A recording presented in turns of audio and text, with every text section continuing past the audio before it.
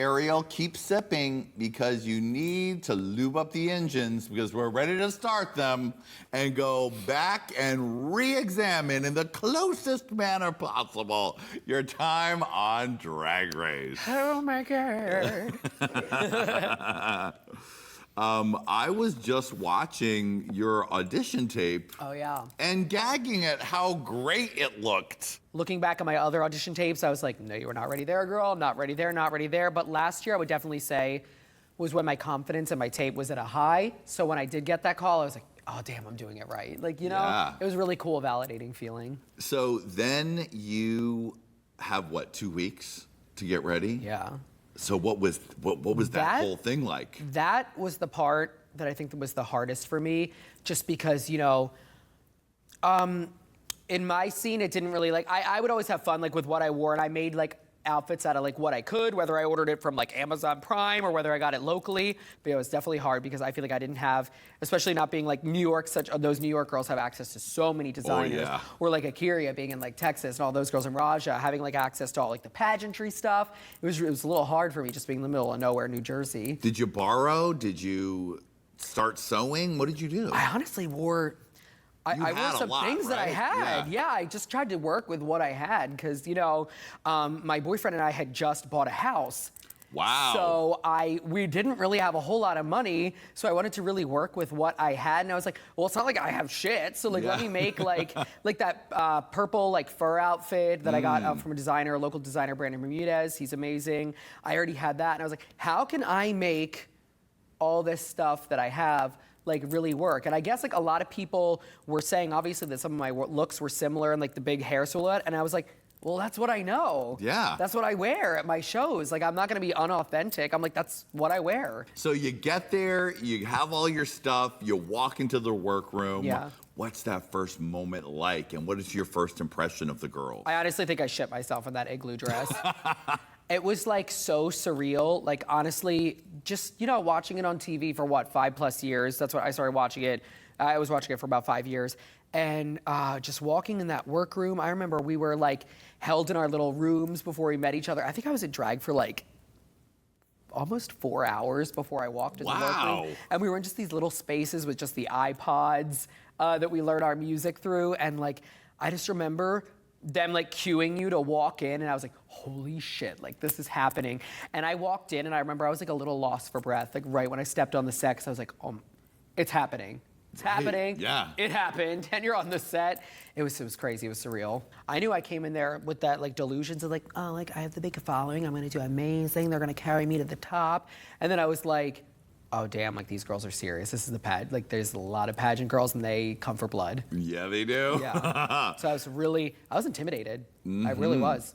Because that first day, obviously that's the scariest shit ever. And how long is that first day lasting? I don't know. I felt like we were on set for like at minimum 10 hours. Right. So the competition starts moving along. In episode 2, you get a chance to do some acting. Yes. But then it was kind of like it kind of didn't work out as good as you were thinking it would. Tell me about that. Okay, so like, I don't think that I actually did as bad as they made it seem, but like, I think that, and it's the same thing that happened in the Rusical. You put yourself in this mindset, you know what you're good at. Like, you're like, all right, I know what I'm good at. I know I'm not good at sewing like that. I'm like, I know I can sing, I know I can act.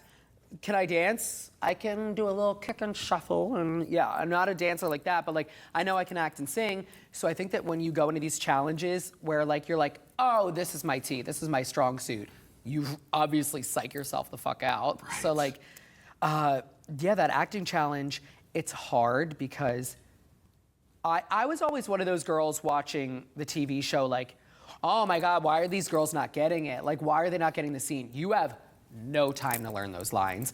Within like I would say that within the group assignment, costuming yourself, reading through the whole script, learning your lines, getting in full drag, and having a lunch break, and then going into filming the scene is probably 3 hours. Wow. Crazy. Got to take it, suck it in there, do it quick. It was insane. I was like, it was nothing you could prepare yourself for. I think that was the scary thing, because I go into things, I've done a couple pageants and, you know, things like that you really want to prepare for. Drag Race is honestly just a giant big pageant, but there's so many things that you can just not prepare yourself for. It's so living in the moment, you have no idea. Yeah. Yeah, it's crazy. Now, what did you feel about going into the confessionals and that whole process? I always thought that was really interesting. I always wondered how that worked. And the confessionals were really an opportunity to just kind of like air things out, air it out a little bit, because, you know, the only times when you're really talking to the girls are on the set, so you get a lot of pent up energy. And yeah, the confessionals were nice. They're very real. They're very real, because that's the only little bit of therapy that you get on set. And when you watch those back, how did you feel like you came across? I mean, like, I think I had my moments, but I don't think that I ever said anything where I wasn't like truly like being real. Like, especially the fact that like I thought Silky was being annoying those first couple episodes, I said it, and then they asked like, oh well, who said that? And I was like, well, we're on camera. I'm not gonna be a fake bitch. I was like, hey, I said it.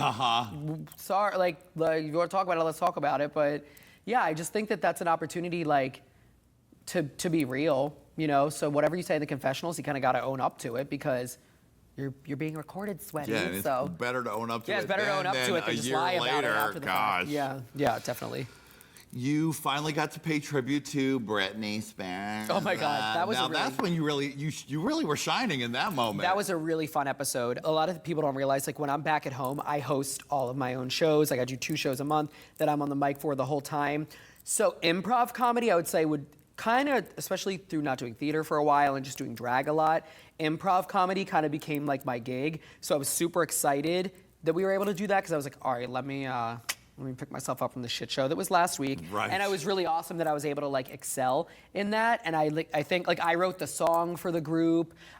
Brooklyn and Nina and I came up with like a lot of the puns. So I think that was like a really good challenge that I enjoyed doing. Yeah, that seemed like when you were getting and I your think footing. and I think it came across that I think that the most important thing, especially on Drag Race, when the fans want to relate to you, you want to show them that you're having fun. You know what I mean? And when you're having fun, it looks like you're having fun. And when you're a miserable bitch, you look a miserable bitch. Right. When you're, yeah, that kind of thing. It's all real on camera.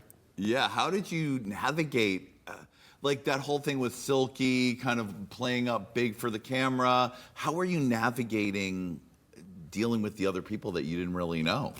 You know, and that's the thing, like, because like I said, I am an only child, and when I'm back at home, I'm kind of like headlining my shows. So, and I even had a conversation with Silky about this in one of the Untucks. It never got aired, but I did have a conversation with her where I said, Silky, you know, the reason that I'm saying all this to you is honestly because like I'm like really jealous of you right now. Like I'm like, you're getting all the camera time. I don't like it, and like I would like to get some camera, and that's just my own tea. Like step up, bitch, or like go home. But like I was like, I'm really jealous of you. She was helping me put my shoes on because I was like, bitch, I'm lip syncing. When I was in that Aries thing, because I fucked up for the acting challenge. Yeah. Silky helped me put my shoes on. We had a whole conversation, but yeah, it was just it's hard because you really have to make yourself present and live in the moment.